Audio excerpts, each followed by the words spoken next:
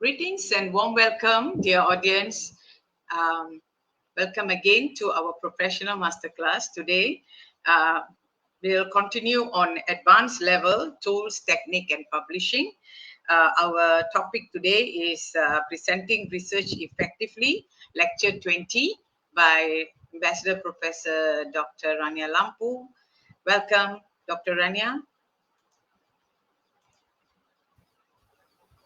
Good evening, good afternoon. Yes, thank you for coming. I know you are not so well, but still you made it a point to come. Thank you so much. Yeah, you may proceed. Okay, Your slides. Yeah. so yes, today we want to explore all the strategies about how we can present the research effectively, because research is most powerful when it is communicated clearly, convincingly, and accessibly. Whether we present at conferences or when we publish in journals or we engage in wider audiences, the way we share our work can shape how it is understood, how it is applied, and how it is remembered. So this session today is designed to help scholars explore the practical strategies for enhancing the visibility, clarity, and influence of the research. And of course, we can reflect on techniques for structuring our presentations, tailoring messages to different audiences, and navigating the publishing process with confidence. So yes, I will start sharing my presentation.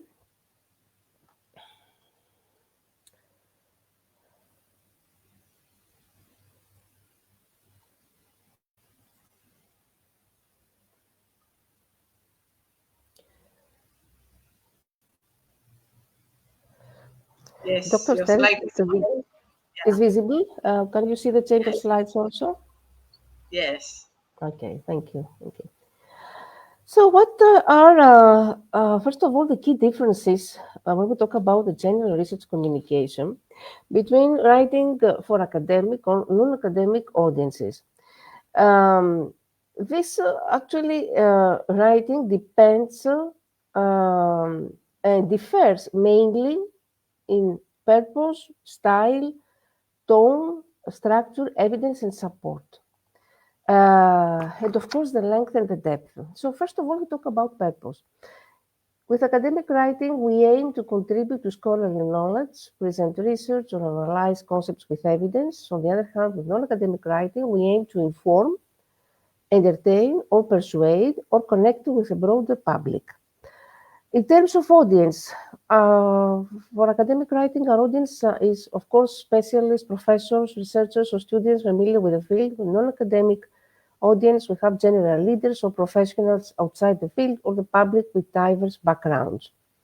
In terms of language style, with academic writing, it's, of course, more formal, precise, objective. It avoids contradictions, it avoids slang, or jargon, often uses discipline-specific jargon, and of course, the non-academic. This means more conversational, more accessible. It may use storytelling or rhetorical devices or humor. In terms of tone, for academic writing is neutral, analytical, it's evidence-driven, focused on logic. On the other hand, non-academic writing is engaging, persuasive, emotional, or opinion-driven. And in terms of structure, the academic writing is organized around thesis, evidence, analysis. During our previous webinars, we have explored all the components of the main structure of our thesis in details, because this follows conventions. For example, the IMRAD structure that we have explored, introduction, methods, results, discussion. And on the other hand, the non-academic writing, it's more flexible because it can use the narrative flow, headings, bullet points, or multimedia elements. In terms of evidence and support, the academic writing relies on peer-reviewed sources, citations, and rigorous reasoning. On the other hand, non-academic writing may rely on personal experience, on news articles, anecdotes, or simplified data. And in terms of length and depth, the academic writing is longer, is detailed, with in-depth exploration of ideas. On the other hand, the non-academic writing is shorter, is concise, and designed for quick consumption. So, give some examples. An academic article about climate change might analyze statistical models or cite multiple studies and use technical vocabulary.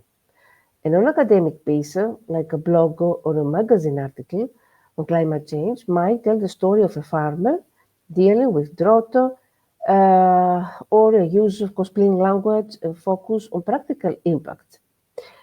How do clarity and conciseness affect now the impact of research presentations? I think that these are the two of the most important qualities in research presentation, because they directly affect how well the audience understands and remembers your work. So we talk about clear explanations, logical flow, accessible language which help the audience grasp complex ideas more easily. So clarity improves comprehension. Clarity avoids misinterpretation, because when concepts, data, or results are presented clearly, the risk of confusion or misunderstanding decreases. And clarity builds also credibility, because a clear presentation indicates that the researcher has a strong command of the subject and can communicate it effectively. Conciseness. This keeps attention. Audiences, especially in academic and professional settings, often have a limited time and focus. Concise delivery prevents overload and keeps them engaged. It highlights key points, so by removing unnecessary details, the core findings and contributions stand out more strongly, and facilitates retention, because the more streamlined is the presentation, the more likely the audience will remember the essential takeaways. So when clarity and conciseness are combined, a research presentation becomes more persuasive, professional, more memorable, and they allow the audience to focus on the significance of the research rather than struggling to follow the explanation.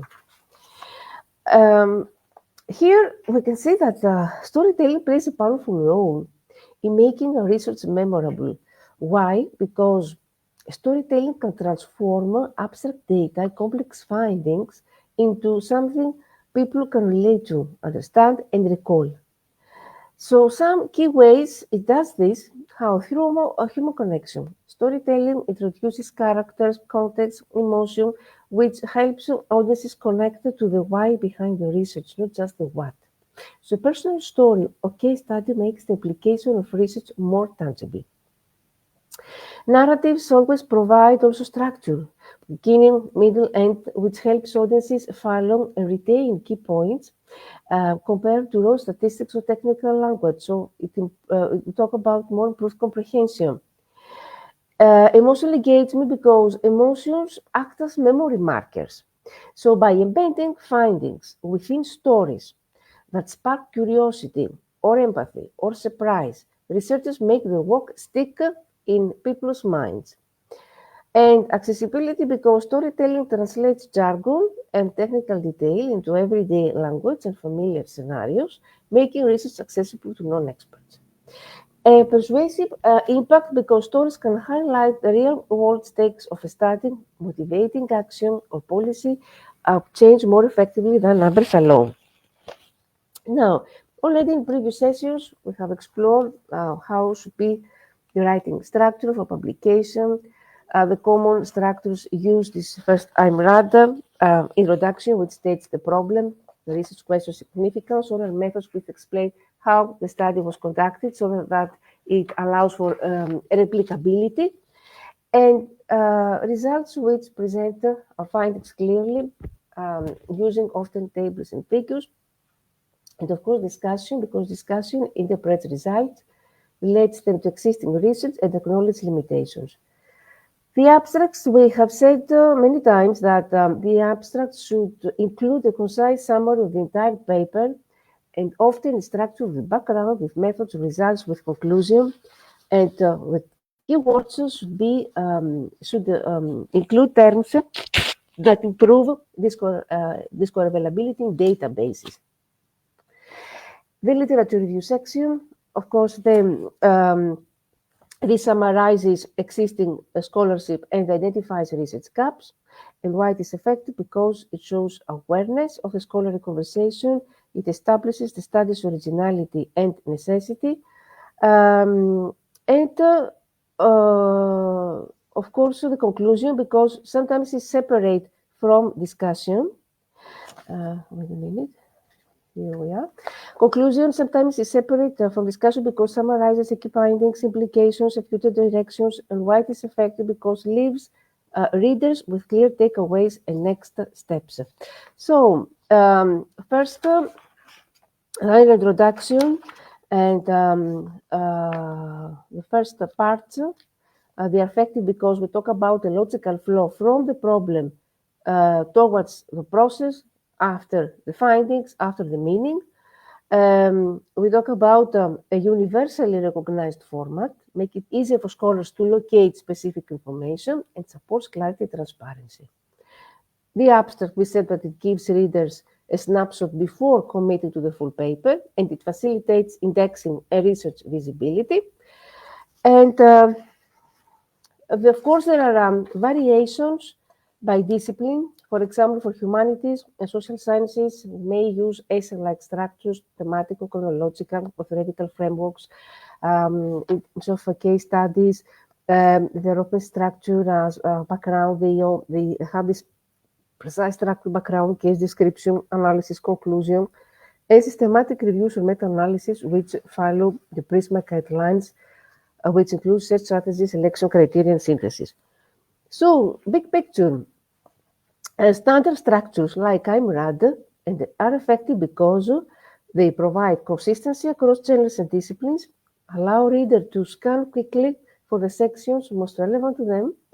They enhance credibility by making methodology and evidence explicit, and they support replicability of research.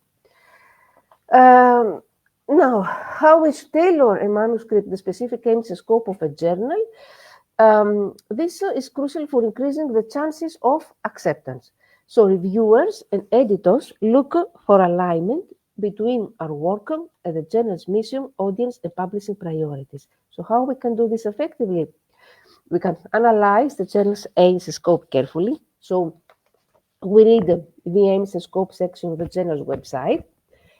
Then we review recent articles to see the kind of research, the methods, the topics they prioritize. And then we note whether the journal emphasizes theory, application, interdisciplinary work, or methodological innovation. The second step is to align our research focus. We emphasize the aspects of our study that resonate most with the journal's focus. If our paper covers multiple themes, then we should foreground the one that best fits the journal's audience and use keywords and terminology consistent with what appears in the journal. After, we try to adjust the framing and content. So we position our introduction and literature review to highlight, capture, or questions relevant to the journal's readership. We can cite articles from the target journal where it is appropriate, showing how our work continues or complements conversations happening there. Then we try to match methodological and reporting standards. We check if the journal favors certain methodologies or reporting frameworks, Prisma for reviews or Consort for clinical trials. We ensure a structure, formatting, style follows the journal's author guidelines precisely. Then we tailor our discussion implications, so we frame our conclusions in a way that speaks directly to the interests of the journal's audience, whether that's practitioners or policymakers or academics. We highlight contributions in terms that align with the journal's stated mission.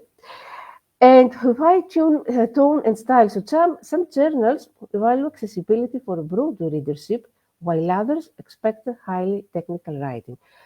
So this means that we need to adjust the complexity, the jargon explanations accordingly. So the bottom line is that the manuscript tailored to a journal shows editors that you have done your homework, respect the readership, and see your work as part of the scholarly community. So what strategies we can use for handling reviewer comments and rejection constructively? Of course, reviewer comments is an inevitable part of the research process. So handling them constructively, this can strengthen both our work and our resilience as researchers. So first, we need to remember that even leading scholars face rejection regularly.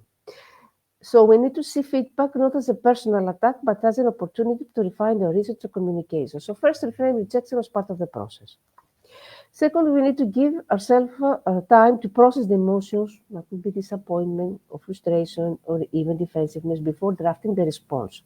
Coming back then with a clear mind, this helps us engage more productively. So pause before reacting. And read comments carefully. So separate substantive feedback. It's the kind that can improve your work from editorial preferences or misunderstandings. Look for patterns. If multiple reviewers raise the same issue, it's worth addressing. And try to be objective and selective. You don't need to agree with every point, but you should acknowledge all comments respectfully. Where you disagree, you can explain your reasoning clearly and provide evidence to support your decision. Revise strategically, so try to prioritize changes that strengthen your argument, to clarify your methodology or improve presentation, and keep a detailed response letter point by point in order to show reviewers that you engage seriously with the feedback. Seek mentorship or peer input. So this means discuss reviewer comments with colleagues or mentors because they may help you interpret the critiques more constructively and suggest ways to respond. Develop resilience through perspective because rejection often reflects fit with the general scope, audience, or standards, not necessarily the quality of your research. So submitting elsewhere with revisions can lead to eventual acceptance. That's why we need to develop resilience through perspective. So briefly, we could say that we need to treat reviewer comments as free expert consultation and rejection as redirection and not a failure. Now, for visual communication. An effective figure or graph in research is something that clearly communicates data, highlights key patterns, and supports the paper's argument. So the main factors that make a figure or graph effective is, first of all, clarity. We need to avoid clutter, keep only necessary data in labels, use readable fonts, appropriate line thickness, and distinct colors. Make sure that axes and units are clearly labeled. White matters because readers can immediately understand the data without confusion. Accuracy. This means that we need to represent data truthfully, so avoid distorted scales or misleading visuals. Choose graph types that match the data. Line graphs, for instance, to show trends over time, a bar chart to show comparisons, a scatter plot to show correlations, and white matters because it prevents misinterpretation and maintains scientific integrity. Relevance, this includes figures Dr. Rania, support. Dr. Rania, excuse me, you may have some drink. Take Yes, some yes. drink, Okay, please. Okay. Thank you.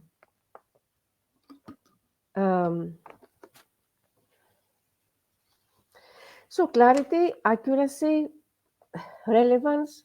Relevance, this means that we need to include figures that directly support our research question or findings. Each figure should have a clear purpose and be referenced in the text. And why it matters? Because it focuses reader attention on what is important. Simplicity, readability. This means we need to avoid excessive grid lines or 3D effects or unnecessary embellishment. So limit the number of variables in a single figure if it's possible, because this simplifies comprehension, especially for complex data sets. Proper label and legends, access units, data points, and groups should be clearly identified. Legends should be concise and easy to match with visual elements, and readers can interpret this way the data without guessing. Every figure should have a descriptive caption explaining why it shows and why it matters, so the context and caption are important, include statistical information, for instance, p-values or error bars when it's relevant, because this allows the figure to stand alone if someone skims the paper. Visual hierarchy, this means highlight the key trends of comparison using column, size, or annotation, and draw attention to the most important findings without exaggeration. This guides the reader in the story to the story that the data tells. For example, a scatter plot showing correlation with a trend line, a clear labeled axis is usually more effective than a colorful 3D chart with dozens of overlapping points. So how now do design principles apply to academic posters or slides?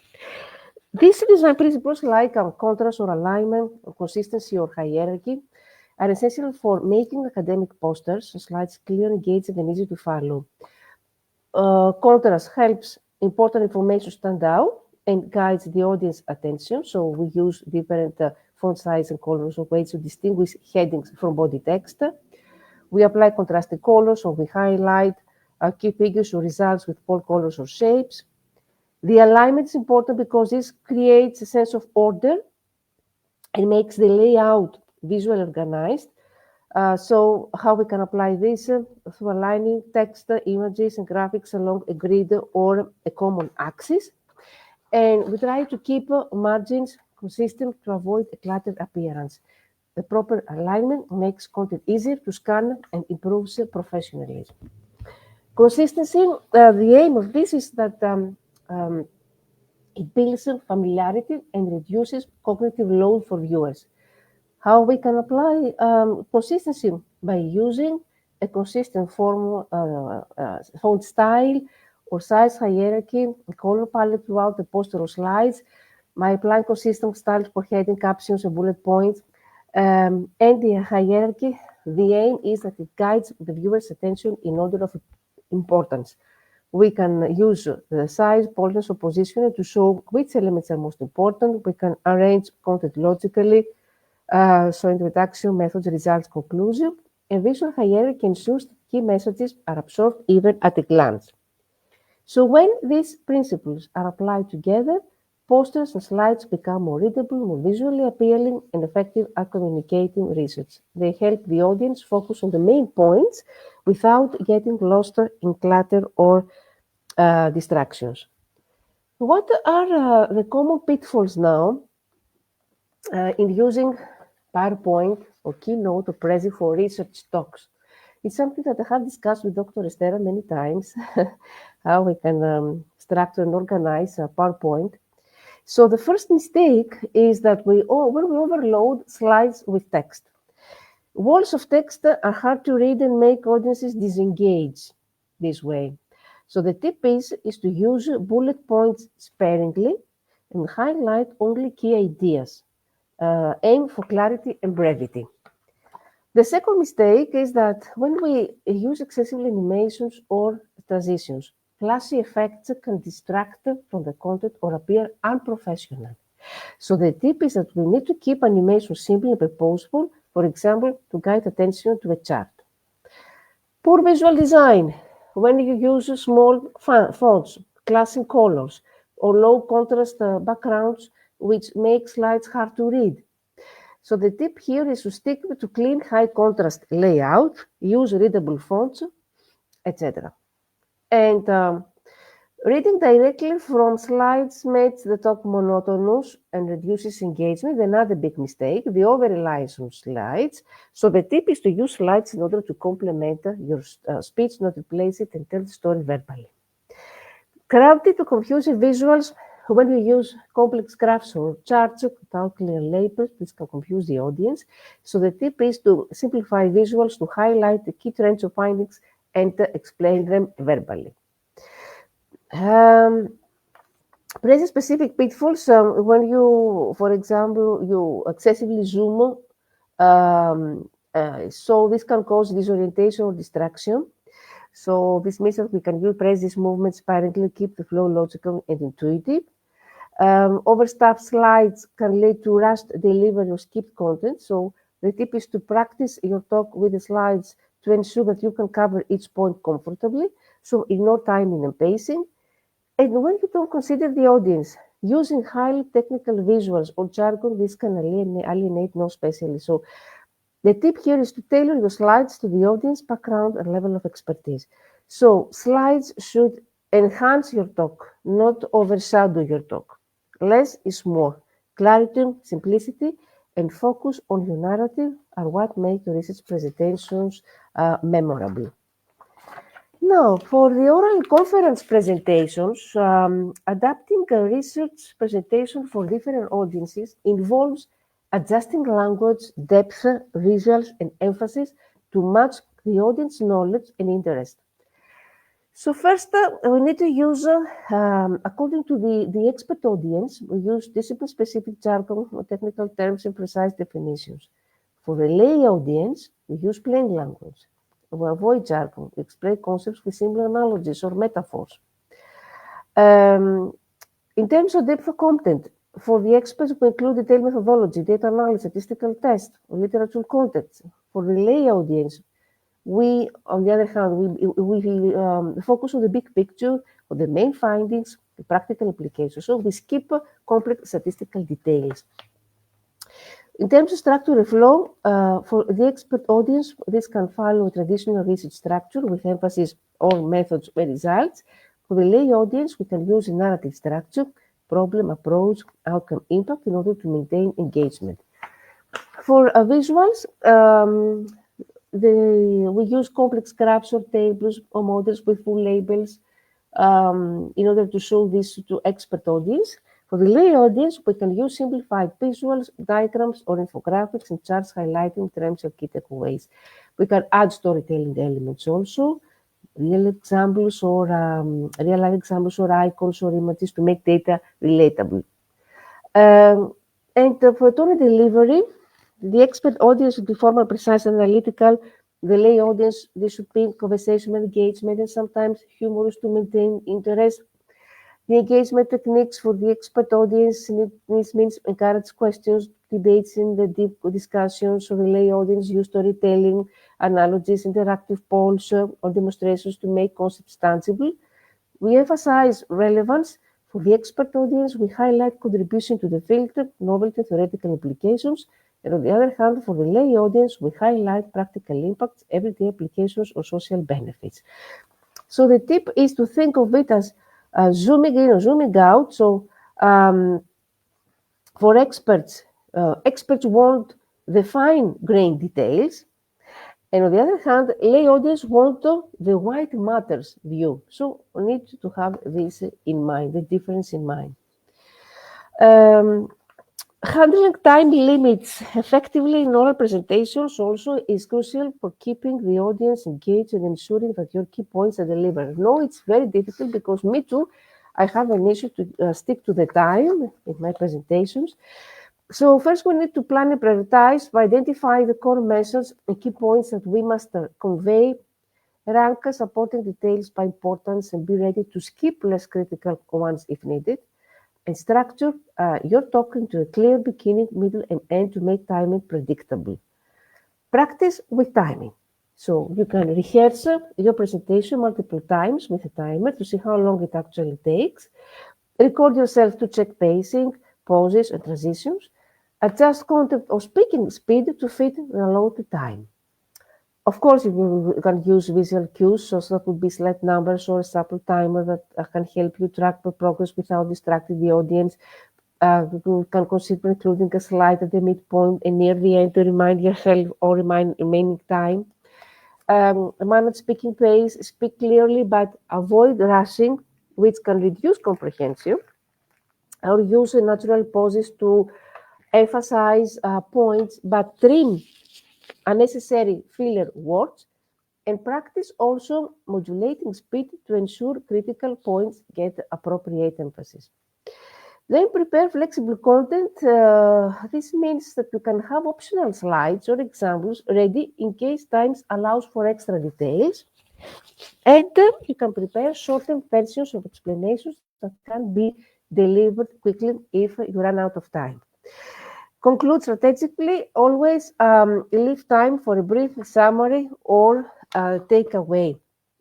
So well-timed presentation shows professionalism and respect for your audience.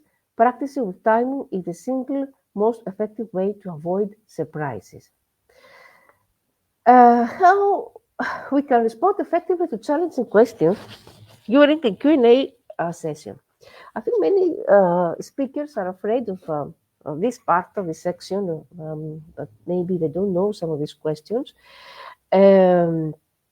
Actually, effectively responding to challenging questions is a mix of preparation, of composure, and strategic communication. So first, this means you need to stay calm and composed. Pause briefly if it's needed, so a moment of thought conveys confidence. Avoid defensive or emotional reactions, and then you listen carefully, make sure that you fully understand the question before answering. If the question is unclear, politely ask the questioner to clarify or rephrase. When you acknowledge the question, this means you show respect for the question, even if it's critical or confrontational. You can say, oh, that's a great point, here how we approach it, etc. Be honest about limitations. It's okay to admit if you don't have all the answers. You can respond by saying, that's an interesting aspect we haven't explored fully yet, but it will be an area for future research. That's a very diplomatic answer. Reframe or bridge to the key points. If the question is off track or overly complex, guide the answer back to your research focus. Use evidence and examples to support your response with data, literature references, or real-world examples to strengthen credibility. Keep answers concise and structured, so avoid long-winded responses. So break your answer into clear, digestible points. Maintain a professional tone, stay polite, competent, and respectful, even if the question is provocative. And follow-up is needed. You need to offer to discuss more in detail after the session, if the question is complex or technical. You can say, I would be very happy to share more details after the talk, so it's also another diplomatic answer. The key takeaway of this is that you need to treat challenging questions as an opportunity to demonstrate mastery, thoughtfulness, and professionalism, rather than as a threat.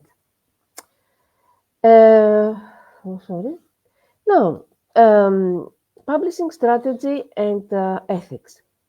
How we can decide between open access and subscription-based journals. Deciding between these depends on several factors, including visibility, the cost, the audience, career goals.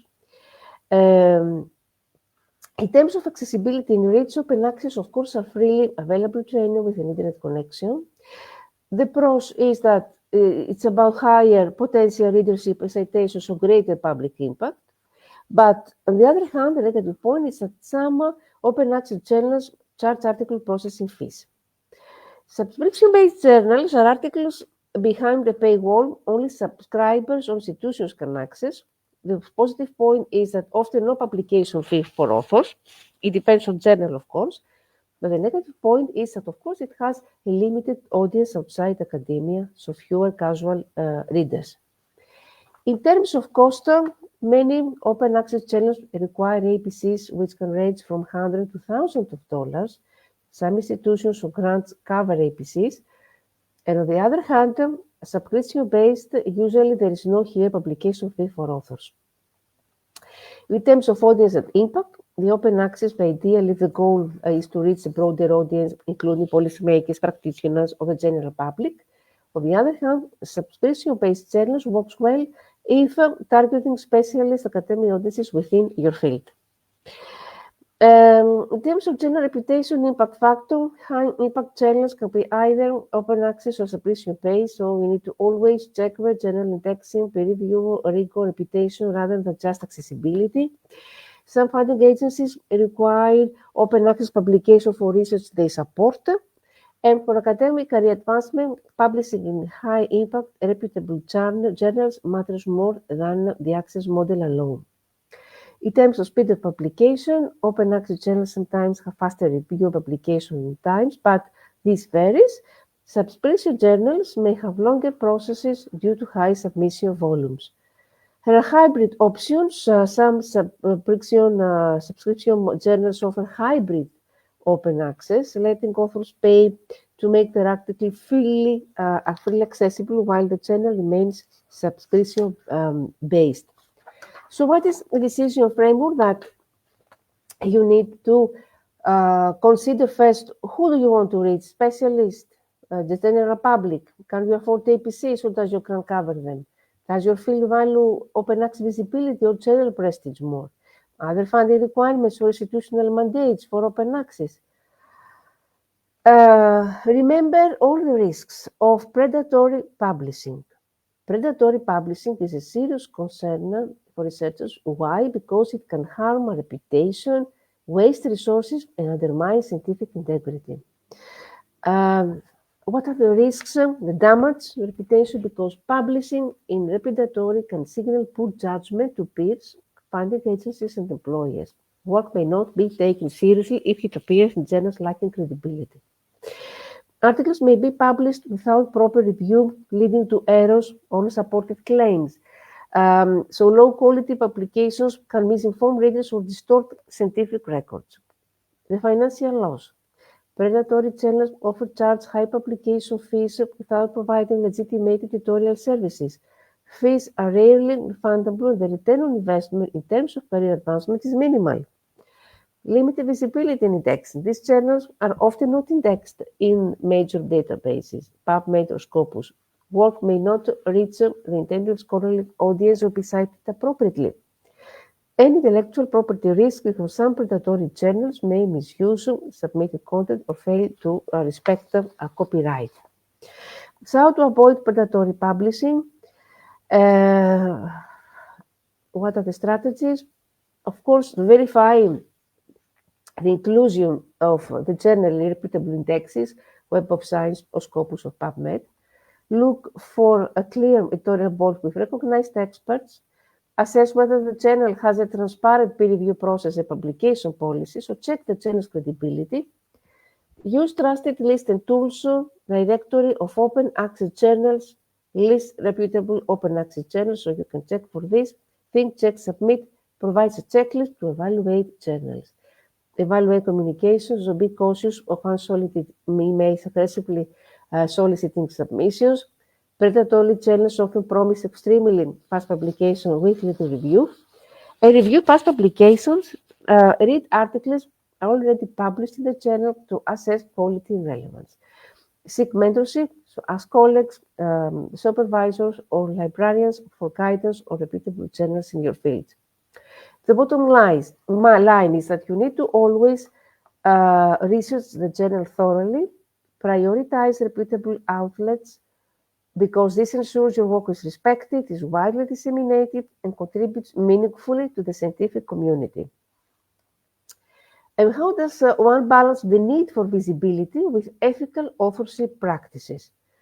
Most journals follow guidelines, like, for example, significant contribution to conception, design, data acquisition, analysis, or drafting or critically revising the manuscript, approval of the final version, accountability for all aspects of the work. So you need to understand the authorship criteria, and only those who meet this criteria should be listed as authors. Others can be acknowledged. Then you discuss authorship early. You can have open conversations with collaborators at the start of a project. You clarify roles, responsibilities, and expected order of authorship to prevent misunderstandings later.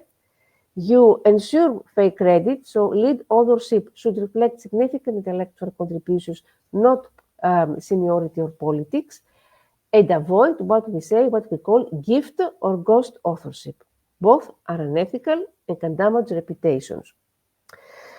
Present at conferences, share preprints, engage in academic networking to increase visibility, avoid practices like self-citation, manipulation, or excessive promotion that could be perceived as unethical, so promote your work ethically, and document contributions, keep a record of each collaborator's work. This helps justify authorship order and protects against disputes. Balance team and individual recognition, because visibility comes from both publishing high-quality research and contributing meaningfully. Mentoring Collaborative presentations and co-authorship can increase recognition while adhering to ethical norms. So ethical authorship and visibility are not mutually exclusive. Transparency, fairness, and proactive communication ensure both that your contributions and reputation are recognized without compromising integrity. Now, we know about digital and alternative dissemination. We all know about the role of podcasts, of social media, of blogs, increasingly an important role in research dissemination by complementing traditional academic channels. So they help researchers reach broader, diverse audiences and increase the visibility and impact of their work. Traditional journals often target specialists, we know about this. On the other hand, blogs and podcasts, social media allow researchers to expand the research beyond academia to reach policymakers, for instance, or practitioners or students, the general public. A climate science researcher, for instance, can use Twitter or a podcast to explain findings in accessible language. Academic publishing can be slow. Social media and blogs allow rapid dissemination of findings or updates or insights. So open platforms make research freely accessible, increasing engagement and potential citations. Social media platforms enable two-way communication, so readers can comment and can share, ask questions. Podcasts and blogs allow storytelling, interviews, discussions that make research more relatable. This enhances research impact, so increases visibility, which can lead to collaborations, media coverage, or policy influence, or public uptake. And what we call altmetrics, it's about social media mentions or blog citations or podcast listens. All these provide alternative ways to measure impact beyond traditional citations. The science communication and public understanding, because this helps translate complex research into plain language for broader understanding, support science literacy, myth busting, and informed decision making. The personal and professional branding, how we can build a profile, a public profile, showcase our expertise, connect with peers or stakeholders globally. This can be valuable for networking, for funding opportunities, career advancement. And we need to ensure accuracy and credibility, so avoid oversimplifying to the point of misrepresentation. Respect copyright, ethical standards when we share research, and tailor content to platform and audience. Here you can see a chart mapping each platform to its main audience, strengths, and best uses. It's very handy for planning a research dissemination strategy. So what are the strengths and advantages for each one? Podcast for general public, for professional, for disciplinary researchers. The best use for interviews with researchers, discussion findings, so it's engaging. Twitter, so here there you can share short findings with LinkedIn. You can primary audience, it's industry stakeholders, policymakers. Instagram for younger audience. Here you can use visual storytelling. So each one has, of course, strengths and weaknesses. And the key takeaways is that we need to choose a platform based on our audience, tailor our content to format, visuals for Instagram, stories and threads for Twitter, in-depth discussion for podcast, and consistency and accuracy matter because credibility is important online as in journals. The advantages and drawbacks of creating video abstracts and or infographics. Of course, the advantages are related with enhanced engagement. We can capture attention more effectively than text alone. We can reach wider audiences. Infographics can simplify complex ideas. Videos allow for narration, animation, storytelling. It's about more increased visibility. Multimedia content is easily shareable on social media. Memory retention because people are more likely to remember visual and narrative information compared to dense text. The drawbacks, it's about usually high quality video production. Infographics require skill and time, software, sometimes professional support. The risk of oversimplification. The accessibility issues. Videos may require captions for accessibility. Infographics may not be readable for visually impaired users if they're not designed carefully. And Perceived professionalism. Now, in terms of impact and audience engagement, how can impact metrics shape research communication strategies? Definitely first the citations, because this is how often other researchers reference our work in academic publications. What are the the implications for communication?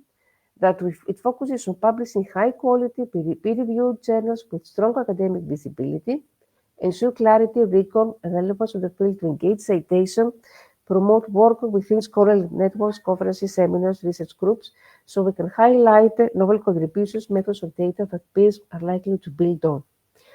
Altmetrics, attention and engagement outside traditional citations, mentions in blogs, news articles on social media, or policy documents. And what are the implications for communications? Is that we can share visually engaging summaries, infographic slides for wider dissemination. We can engage with non-academic stakeholders such as policymakers or practitioners. We can use podcasts, social media, and press releases to make research more discoverable. And the strategy tip here is to track altmetric scores to identify which platforms or messages generate the most engagement. Downloads and views. How often our article dataset is accessed or downloaded. So this is important because we optimize discoverability through open access publishing or institutional repositories. We can share links via social media, professional networks. We can provide clear titles, abstracts, and keywords to attract readers. So monitor downloads over time to identify which topics resonate most with audiences. This is the strategy tip. And shaping overall communication strategy, metrics actually, the audience targeting, metrics indicate which audiences are engaged with your work, academic or public. High altmetric attention on Twitter suggests leveraging social media. High downloads via repositories suggest promoting open access content. The content style, metrics can guide whether to focus on technical, detailed papers or simplified summaries, infographics, or videos. And feedback loop, use metrics to refine messaging, visualization, and dissemination timing. Remember that impact metrics aren't just numbers. They inform strategic decisions on where, how, and to whom you communicate your research, maximizing both scholarly influence and social impact. Here you can see the implication, the best communication strategies for citations. You need, of course, to publish in reputable journals if you want to have more citations. You need to share preprints, engage with scholarly networks. You can optimize your keywords. If you want to have more downloads, then you need to share links to social media, institutional repositories. For altmetrics, you can use LinkedIn or press releases and craft visually appealing summaries. For conferences, okay, it's easy to understand. We can prepare clear slides. We can use storytelling, engage the audience actively. For policy citations, we can translate findings into policy briefs or infographics, etc. And during a live talk, what techniques can increase audience engagement during a live talk? This it's very, very interesting part because increasing audience engagement during a live talk requires a mix of content delivery, interaction, and visual techniques to keep the audience interested and involved. So first, you need to start strong, open with a hook. That could be a surprising statistic or question or anecdote or whole bold statement. Clearly state what the audience will gain from your talk. For example, you can say, did you know that 70% of urban waste is recyclable, yet most end up in landfills? Today, I will show you how we can fix it, etc., etc. Tailor content to the knowledge of your audience, the knowledge level, and the interest of your audience. Use examples, language, and references that they can relate to. Present data findings through narratives or case studies. So introduce real people or experiments or situations to make abstract concepts tangible. So storytelling. Use clear slides with minimal text, clear charts, and high-quality images. Highlight key points visually with arrows, colors, or annotations. So avoid overloading slides with many data. Interactivity, ask questions, rhetorical or direct, to stimulate thinking, use polls or live quizzes or digital tools like Mentimeter or Kahoot, invite audience participation through brief discussions or prompts, and very tone for volume and pace to emphasize key points, use pauses strategically for impact or to let information sink in, avoid reading slides verbatim, so engage directly with the audience. Analogies and examples use everyday comparisons to explain complex ideas, so incorporate metaphors or simulations or demos when it's possible. The humor also is important, so you can use everyday comparisons to explain complex ideas, analogies, alongside with humor. So light, relevant humor can reduce tension and decrease attention, so you can share personal experiences or questions to connect with the audience. A clear structure make the talk easy to follow. So introduction and main points and conclusion. And we need to end also with a call to action. So summarize some key takeaways, and then we encourage reflection, discussion, or next steps. And remember that engagement thrives on balance, informative content, interactive elements, and relatable delivery. Even highly technical talks can be engaging if the audience feels involved and connected. And finally, how can researchers make the work accessible to policymakers or practitioners or the general public? This has to do with how we need to simplify language, avoid, as I said before, technical terms or jargons, or dense academic writing, use plain language to focus on relevance, emphasize practical implications and applications, use summaries and briefs, the visual communication, leverage multiple channels, and measure understanding and impact. So I think that we have explored all the skills needed to present, but also the strategies for publishing, ways that extend our work rates and impact. So I'll stop here, and for any question.